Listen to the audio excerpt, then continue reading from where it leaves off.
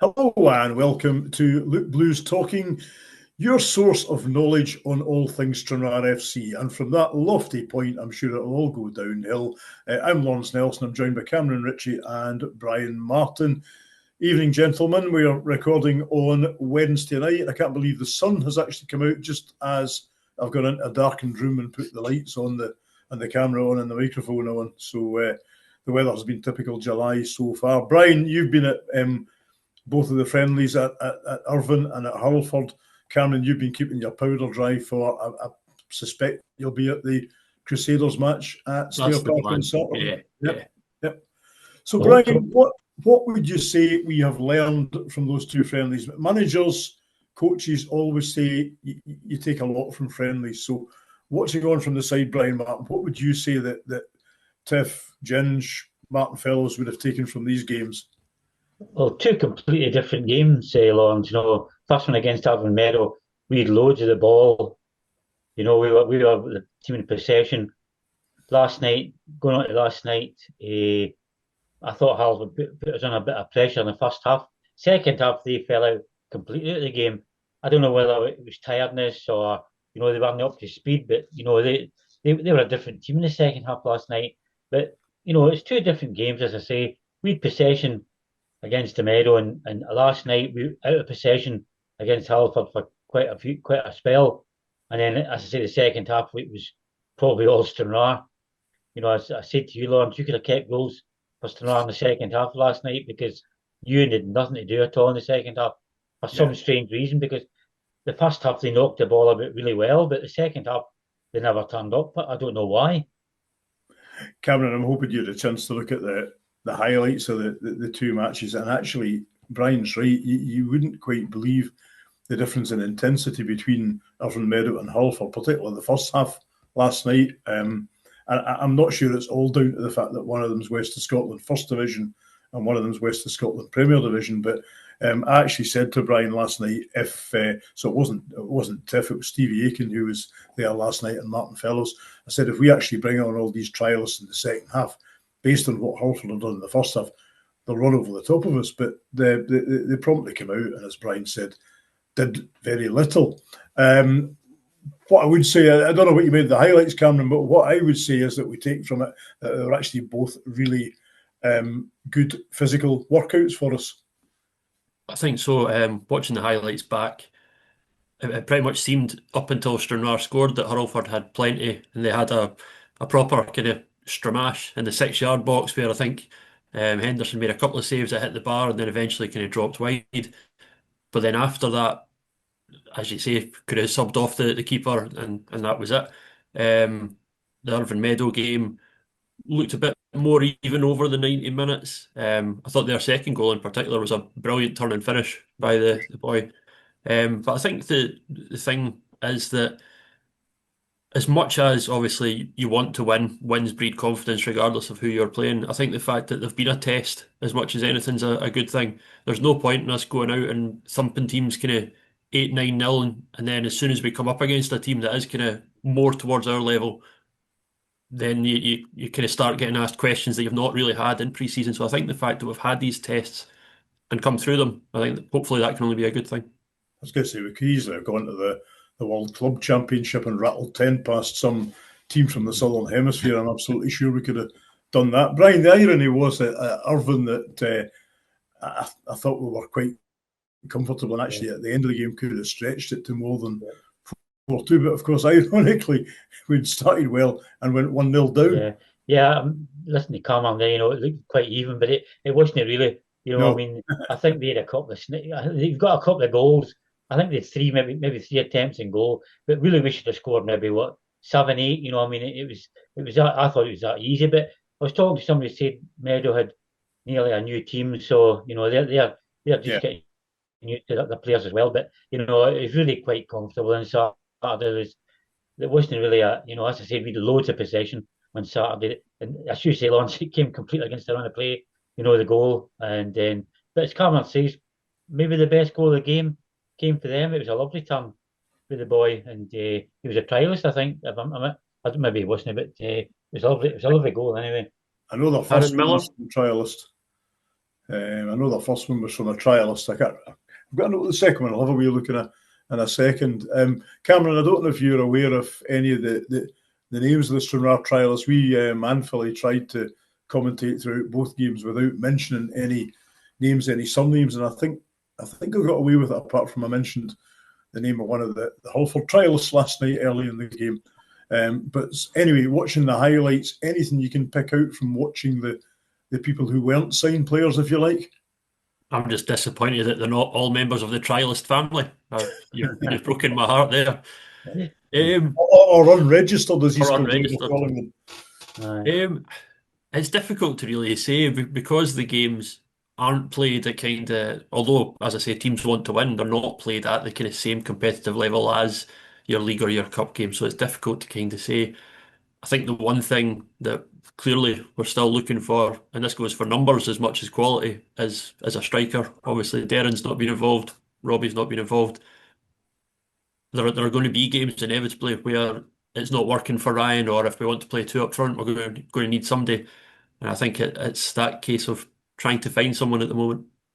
Yeah, Brian, we've seen the trialist number 9 a couple of occasions now. I think I'm right saying both games he came on second half. Maybe he'll be as disappointed as we are that he didn't find the net, but actually there's still something there that I would like to see again in the Crusaders game. I agree, Laurence. He's very, very pacey. That's one thing about him. He's rapid, which might upset League Two defences, and if he's there to lay off to somebody moving into the box, it could be okay. But he'll probably be there on Saturday again, against tougher opposition, and we'll see what he's made of it. He's not scored in the two games. Maybe that's a wee bit unfair on the boy, but he is very, very pacey. And I would like to see him again on Saturday and see if if he can notch a goal. But yeah, it's very, very hard to tell in friendlies. Cameron, Brian and I were sort of pontificating, if that's not too big a word, last night. Are we getting to the stage where the management might think we've seen enough of some of these guys and we can rule them out? Because let's be honest, I'd be astonished. What was it, 5 or 6 trialists? I'd be astonished if we're going to be signing any more than another couple, maybe. Yeah, I think that's it in terms of just the positions on the field that you kind of look at and you go, right, I think we're kind of reasonably well stocked there. We're reasonably well stocked there.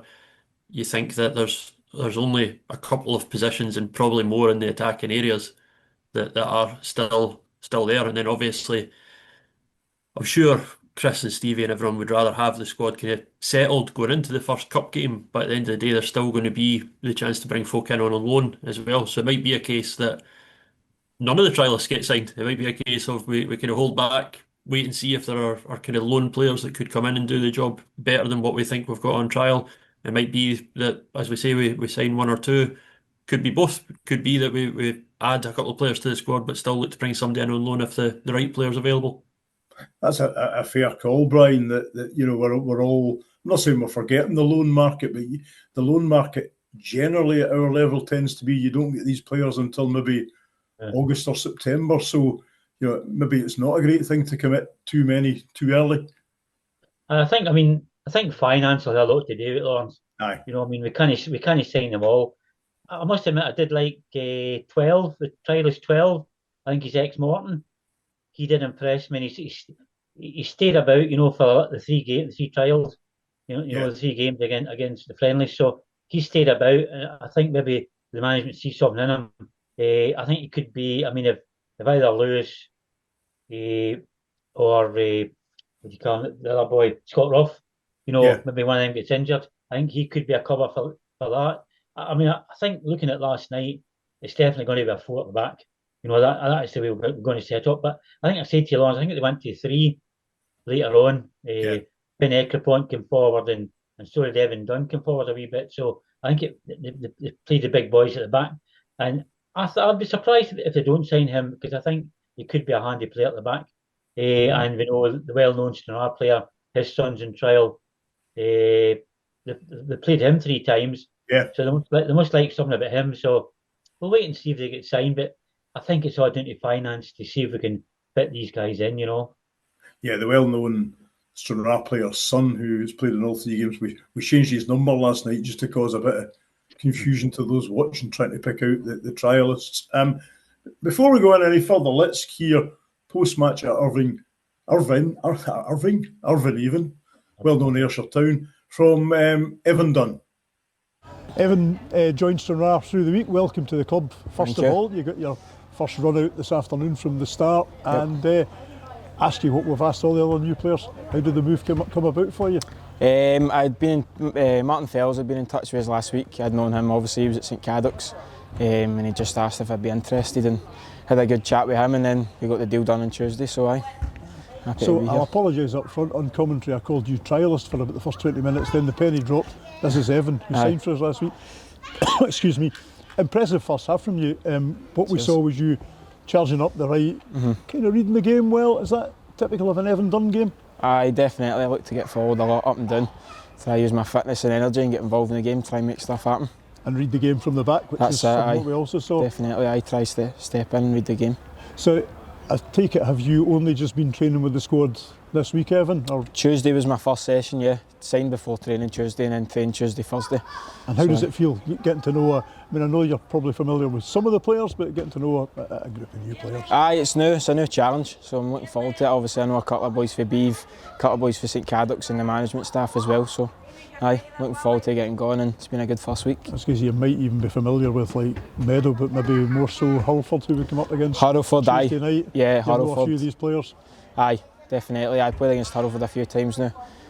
Twice last season, twice the seasons before, so be a familiar ground to go to. So it's Martin you spoke to. How do you get the club sold to you when you're making a move like this? Is it so we've already just spoken to Ronan Hughes. Yep. Is it just a move? Is it just a move up the way?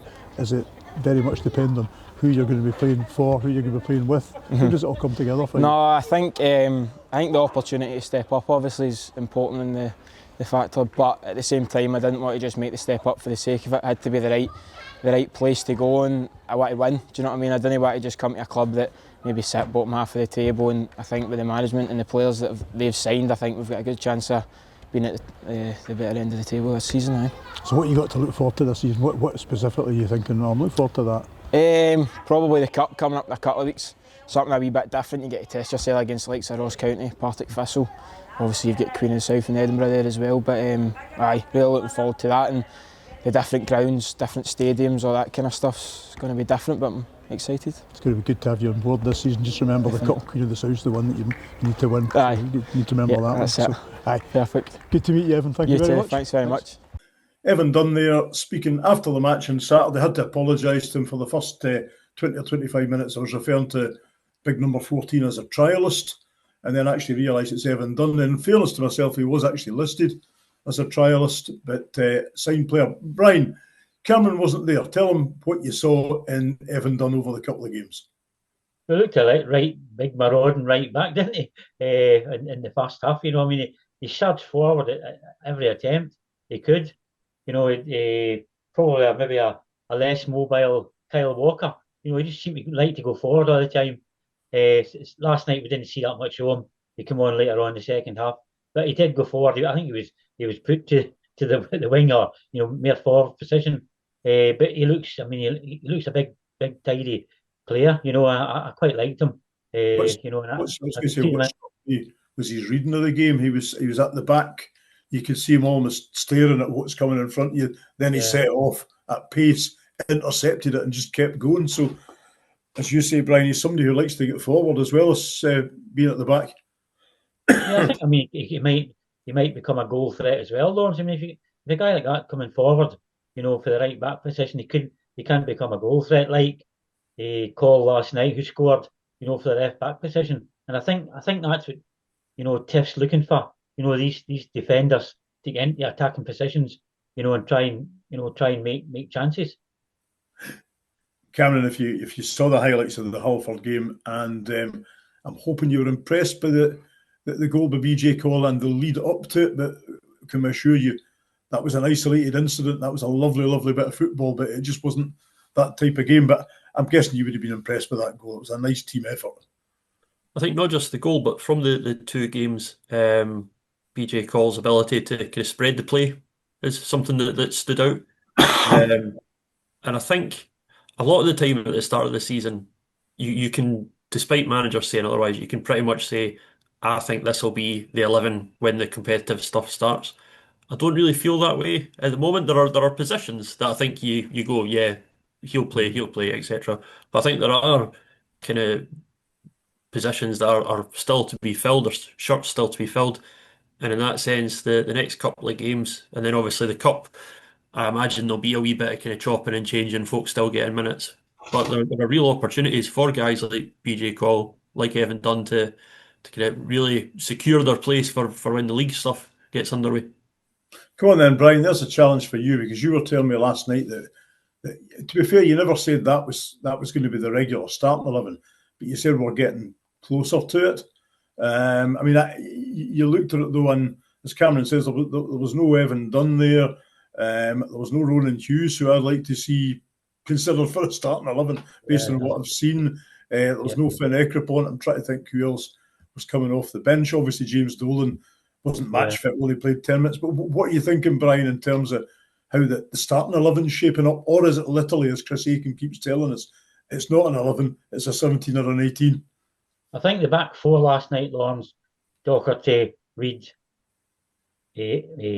Cam Colin on the left-hand side, and Scott Ruff. I think that's a four.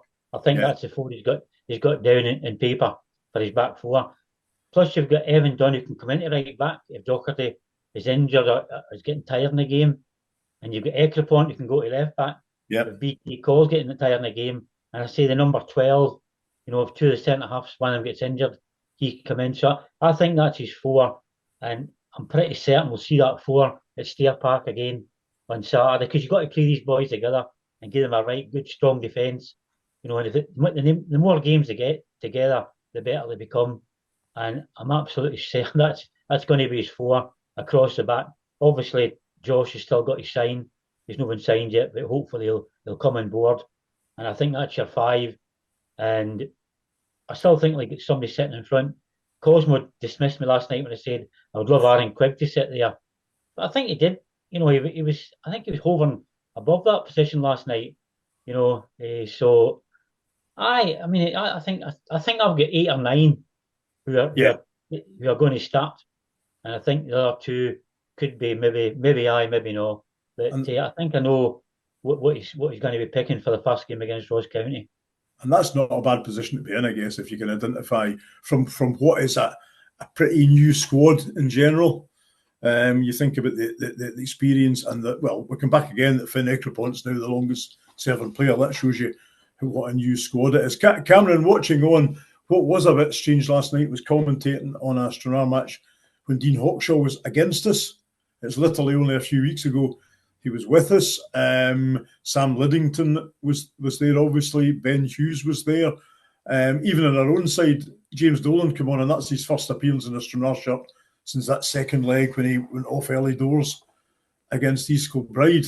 So friendlies, pre-season matches throw these things up. And I guess what I would say is it's nice to see the likes of Dean Hawkshaw, Ben Hughes still playing away. They're not for us, but it doesn't end there. They go on and continue playing football. Particularly Dean, who obviously had a kind of lengthier connection with the club. Again, always a lovely guy to speak to, always kind of gave his all in a Stranraer shirt.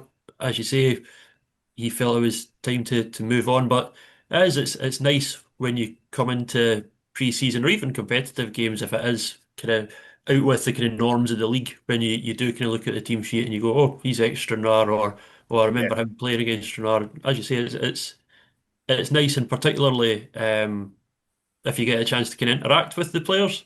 I noticed at the Irvine game that Tom Orr was in the crowd. Yeah, and Tom Brindley as well. Yeah, just wee things like that. I think it's nice to show that any kind of affection or affiliation with the club doesn't end of the season, the shirt's off and that's that, and they kind of forget about it. Brian, it looks as if the Martian listening post that was at the Larne game might well be ours, or on our side, as it were. I noticed it in action over behind the dugouts at Blair Park last night. All right, I never noticed. You see it? It's sticking up in front of the church. All right. I thought with you hanging out the church tower window, you'd have noticed it right in front of you, you know. The Hunchback of Notre Dame. The Hunchback of Hurlford. It's got a bit more, what's the word I'm looking for? It's not onomatopoeia. What's the other one, Cameron? Come on, you're the journalist. I believe that was the working title, but they went for Notre Dame in the end.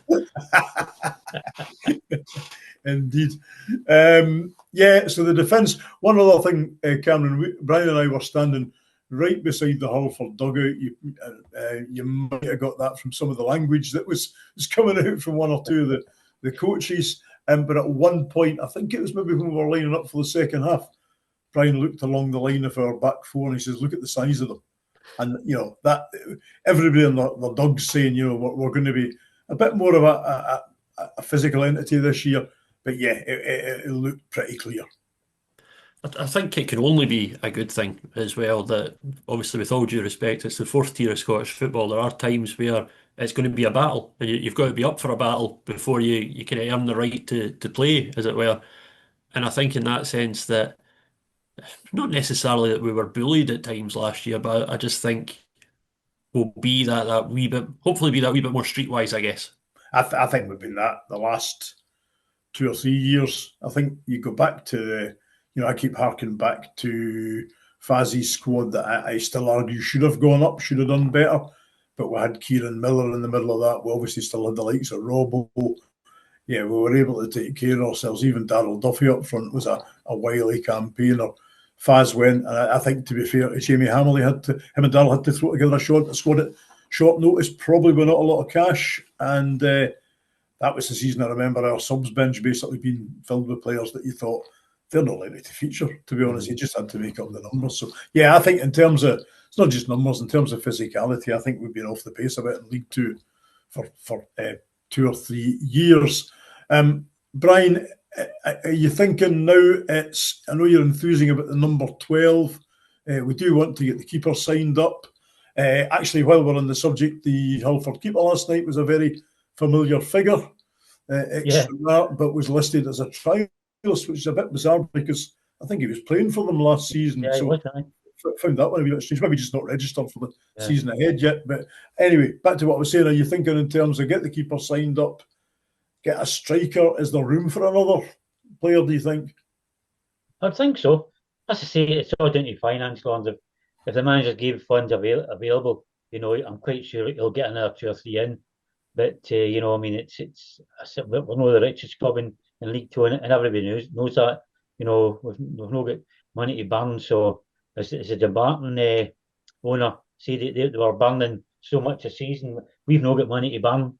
You know, I mean, we've got to look after the pennies, and you know, we've got to, you know, sign properly. And I do like the way Tiff signed this team. They seem to have a right bond with them. You know, I mean, they do seem to be very, very together. And I love that. You know, I know they say that nearly every team, but I do think this team, you know, the bond really well. And I think you know, it can only be good for the team. Cameron, I'm guessing that's important. We spoke to Murray Henderson recently. Some people will have seen that, and there's another player from that squad still to come out on Back to the Bandstand, and both of them talked about Neil Watt's team winning, but they also talked about the togetherness, the team bonding, the nights out, the fact that they're still having nights out 25 years later. That's got to bode well, rather than just bringing in individuals that it's not a crime that they don't know each other, but it must help that actually they're coming in and they feel there's a bit of a plan here, what Tiff's looking for. I think so. I think that in any line of work, that if you've got that bond, and kind of more so, particularly in part-time football, if they're training 2 hours on a Tuesday, 2 hours on a Thursday, and then 90 minutes on a Saturday, obviously there's going to be the bus journey to wherever, but it's not that much time to kind of knit everything together in terms of kind of forming friendships, forming bonds. So if players, if they all kind of get on with one another and are more likely to kind of socialise, I guess, and kind of keep in touch with each other out with those training sessions, out with the games, it can only be a good thing. You inevitably work that little bit harder when it's somebody that you're friendly with. Yeah, don't want to let them down, basically, as much as anything.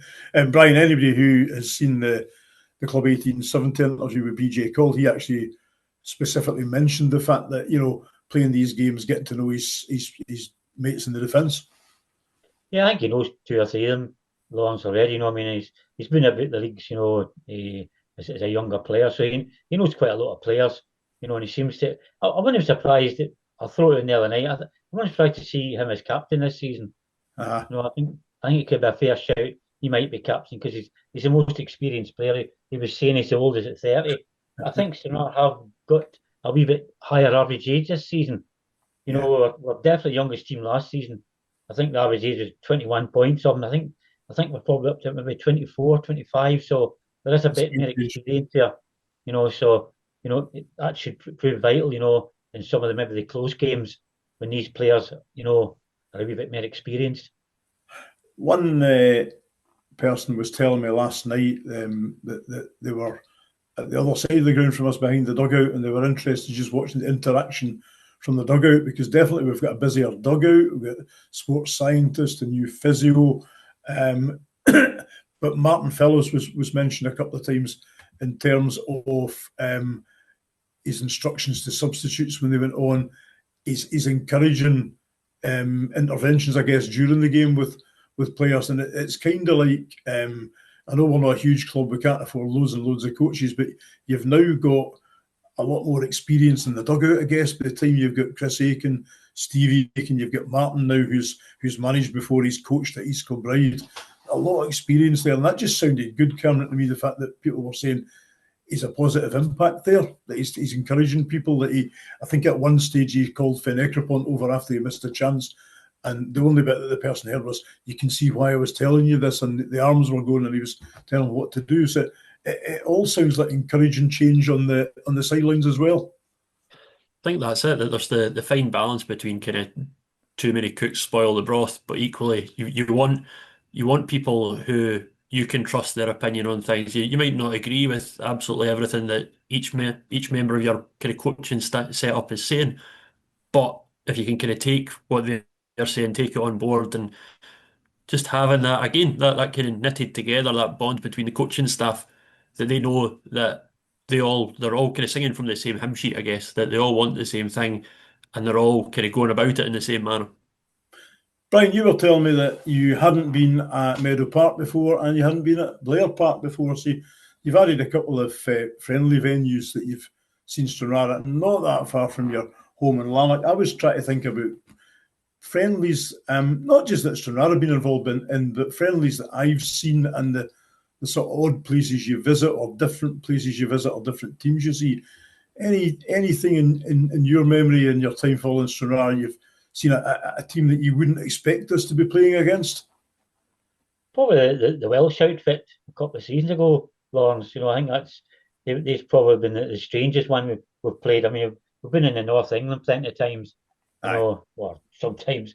But I think that the Welsh team were probably you could say probably the best standard opponent we've had for quite a while. FC 20, surely. 20, yeah. They were there as well, right? I noticed they're playing Motherwell at some point this week in a friendly. Brian, just for the record, the Welsh team's Connors Quay Nomads. How did you get on with the surnames? Oh, I know, pretty rough. Lots of L's and very shortly. I'm bad enough with Irish names, not many Welsh names. I think it was that Rod Gilbert was talking about Welsh, and it was like it was S's and L's, and I'll not repeat his language, but as any F's as you can F and throw at it, just to add to a word. I've sadly not seen either of the two friendlies where we played foreign opposition. GAC Grass was the 1950s, so I think we're all let off the hook as far as that's concerned, and I think they were just touring the UK at that point. FC 20, I was furious I didn't get to see, never mind the scoreline, and I still occasionally, there is a documentary on it that's kind of half in Dutch, half in English, that's on YouTube. If people search for it, it's really, really interesting, because it's all about why they came over in the first place, how it all came about, and there's lots of clips of them on the day itself. It's quite bizarre seeing them arriving in the middle of Stranraer, meeting up with some of the two local guys who were the reason for it all happening. And the camera pans round, and my dad and Tommy Sutherland are sitting having a cup of coffee in a pavement at opposite the Castle Green. It's very bizarre. But the other ones I can remember, we've obviously played Larne, Portadown, Crusaders, Ballymena, Glentoran. Brian, you remember any other Irish teams, or is that about it from over the water? Nah, Dungannon, no. Dungannon. That's a genuine question. I don't know. Yeah, Coleraine maybe as well. I don't know. I think they both played in the Stair Cup. Is that the one that St Mirren were in, Cameron? Was a 4-team one at one point? I think it was teams for the North England that came up. I want to say Morpeth and maybe, is it Hebburn? I think Hebburn, came up as well. Yeah. We've definitely played both of them. We've played at Beith Spartans a couple of times, and I enjoyed the visit there, to the point that my brother Bruce and I went back down to see Beith in a game later one season when we didn't have a game on. And the other ones I've picked out was, somebody asked me recently, they'd come across the fact that we played at Oldham, could I vouch for it, and what was the score? And I could vouch for it because I remember it, but I cannot remember what the score was. But I do remember us grinding out a 0-0 home draw in a friendly with, of all teams, Millwall. And, that one just feels very odd. But the reason behind that was that Jimmy Nicholl was the Millwall manager at the time, and I think he was bringing them up to Scotland. And obviously he had tie-ins with Raith Rovers, Cowdenbeath. He was Rangers at one point, was he not? Yeah, he was. Well, certainly Northern Ireland, obviously. But yeah, we had a game against Millwall, and it's just a team you never thought you would see at Stair Park. So Cameron, we reached the end of the friendlies this Saturday, and we've got Crusaders from Belfast coming across. I'm going to miss that one. And again, it's just different enough that you're not quite sure, I guess, what the level's going to be. Just to take a wee step back, as well as Blyth, we played Shildon. I think that must have been maybe on the Friday, and then we played Blyth on the Saturday. I think I bumped into Alex Smith in a Shildon pub that night. Well, Alex Smith could not have ever thought he would see Stranraer in County Durham. An absolute cracker for him, a home game. Yeah. We played AFC Fylde as well.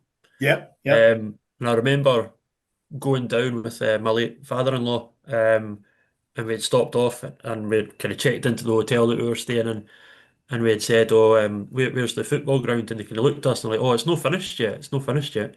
And it was kind of a strange kind of thing that 2 minutes down the road was what would be and what is now Fylde's ground. And kind of all singing, all dancing, modern looking stadium. And then where they actually played prior to that was kind of down a wee country lane. And that was it. So that was strange. In terms of ones that stick out for me, we played Cumnock kind of just as we were coming out of COVID, which doesn't sound particularly unusual. But I remember we played on an Astro pitch next to a high school or next to a college. Yeah. I remember I know Cumnock kind of reasonably well, and I remember driving to the game and parking up at the college and being able to see the pitch, but being like, I couldn't get to it, so I had to drive right back around to come to it. But then I remember as well, Cumnock didn't have a goalkeeper, so Jamie Walker played some goals for them for the 90 minutes. Right. Greg Fleming in goals for us. And I remember it was absolutely pouring down as well. And I don't know the reasoning for it, but obviously, as we've said, it was played at college. It wasn't played at Cumnock's ground. But I remember then going back to kind of the clubhouse at Cumnock to speak to a player after the game. And it was obviously, as I say, during COVID restrictions, and everyone was kind of dotted about this room getting changed. And just the strangeness of it, I guess, kind of sticks with me. Try to think where we also played Ayr. Played them at Dam Park in Ayr a couple of seasons. Dam Park, but the season before we played them somewhere else. Kilwinning, we've played them as well. Yeah, we played them in Kilwinning. And we've also played Kilwinning at Kilwinning, obviously, in recent times. I think that might have been when Jamie was the manager. I think so. I think having Craig Ross's first appearance. Yeah, for us 4 years ago. Was that not the night you came round, Brian, and said, I think I've just seen Billy Thompson there, and then it turned out he was with us, which was a. So surreal. I think I mentioned the dance. I was walking down this wee lane, you know, and this guy come towards me and he says, "How you doing?" And I says, "Hiya." And I says to myself, "That's Billy Thompson." I couldn't believe it. Yeah, no, it gives you interesting opportunities. Cameron, I also remember that Cumnock one, to the point that I couldn't find where the game was being played. I actually drove to Cumnock ground first and asked somebody for directions. Yeah. And as you say, you had to go back there later on if you want to speak to somebody. I think that was one of the first games that we filmed. I think so. I think the first one we filmed was the game between the first team and the South team. But I think the Cumnock one might just have been the week after or shortly after that. Interesting, I was talking to Neil Robertson at the game last night. I think Neil's still involved with Cumnock, Stranraer man, and I was asking him how things are going in terms of the Lowland League West this season.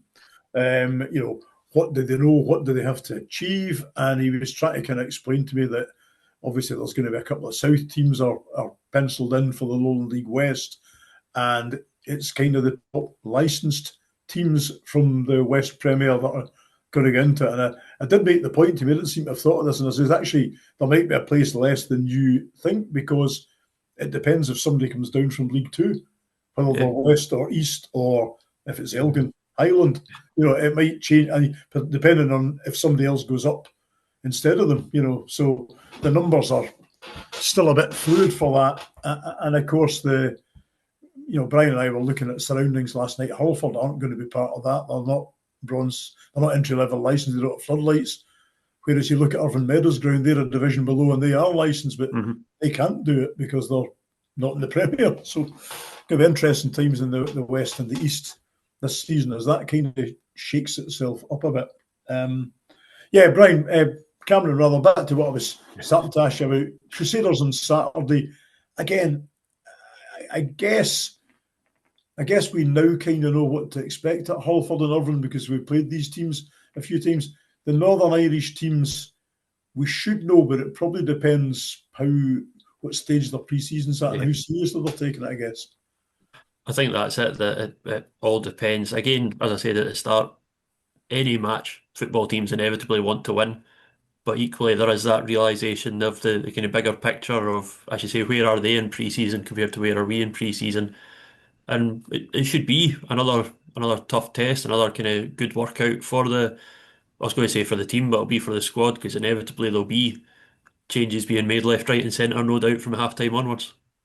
And Brian, is it a Crusaders one that you've seen before? I know we've played them before, but were you there, or is it a new name for you on Saturday? I didn't name Lawrence. I wasn't there when we played them the first time. You'd think he'll start with a team that might be starting against Ross County. You know, they say you can always tell your first league game when you play your last game against in the cup, League Cup, because the manager's wanting to, have that team in place. And you'd think, looking at the squad, he'll want his team who's going to play against Ross County starting against, Crusaders. It'll give him a good idea. I think maybe Hughes might come in for last night. I think he'll come off the bench and come into the starting 11. I think we thought last night that was getting towards the team we're going to be playing this season, So we'll wait and see on Saturday. It'll be interesting to see what he does, but I think he'll be wanting to, get the best team he thinks he can get in the park against Crusaders early on. And I guess I'd be astonished if it's kind of the team that started the league if Ronan Hughes wasn't involved. Based on what we've seen from the guy. I think that's the case. Trying to think if there's anything else we've missed covering. Obviously, we're still waiting on the first choice keeper, getting him signed up, hopefully. And I think coming up, Cameron, we'll not go into it in any great detail, but coming up, we do have whatever the new name is for the SPFL Trust Trophy. I'm not quite saying that's going to be an interesting draw.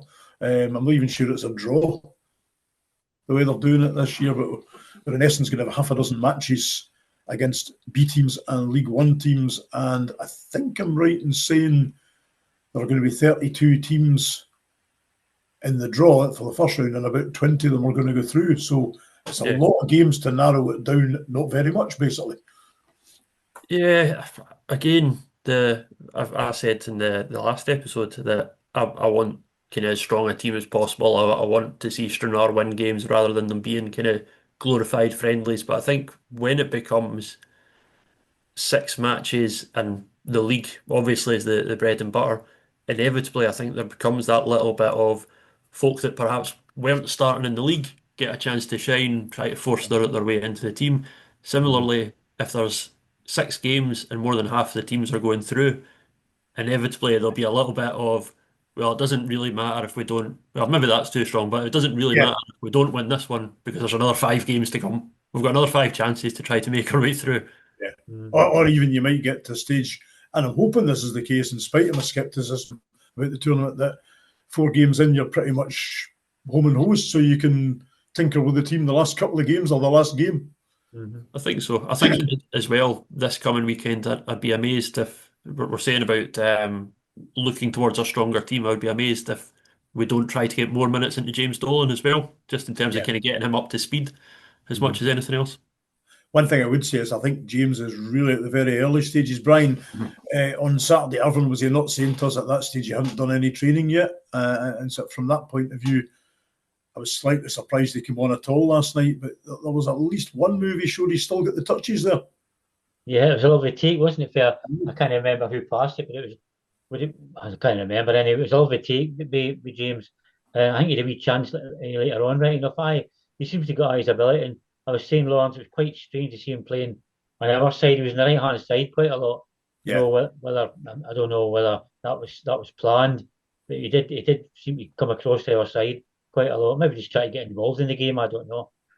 Well, we'll see if that year's training at Real Madrid has stood him in good stead, no doubt. Time will tell. Seriously, I'm not sure James has been playing much while he's been away studying Spanish, but he certainly looked as if he had a better tan than the rest of us. So that's got to be nice for the guy. So it's a warm welcome back to him. So anyway, I think we've kind of covered as much as we can from 3 friendly matches. One still to come, Crusaders at the Ecogen Stadium at Stair Park on Saturday. Get yourself out there, as we always tell you, and get yourself out early to the Pavilion Bar, which is turning into a real success to the point that if it's a nice day, you end up with it over capacity, which is a good problem to have because all the money that's gone into the Pavilion Bar, I'm guessing, is profit for the club. So get out there early and back the Blues. And thanks once again for watching Luke Blues Talking.